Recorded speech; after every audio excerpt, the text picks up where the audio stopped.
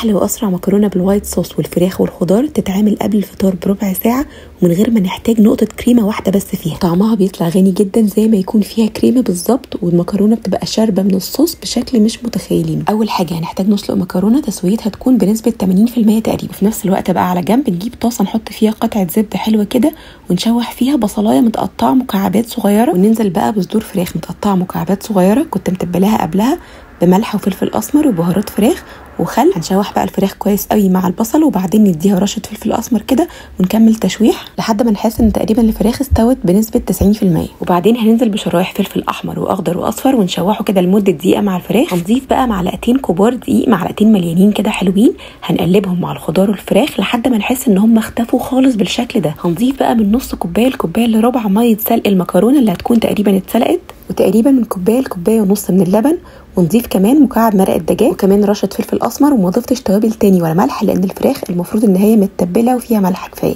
ضفت كمان معلقه كبيره جبنه كريمي بس ما اتصورتش، وممكن تضيفوا بقى رومي او شيدر لو عندكم. قلبت بقى الصوص كده لحد ما تقل شويه، وبعدين بدات اضيف المكرونه واقلبها في الصوص كويس. هنسيبها بقى لمده 5 دقائق تغلي مع الصوص كده. هتلاقوا شويه بشويه الصوص بدا يتقل اكتر والمكرونه اتشربت من الصوص حلو قوي. قدموها بقى كده وهي سخنه جدا وبالهنا والشفا.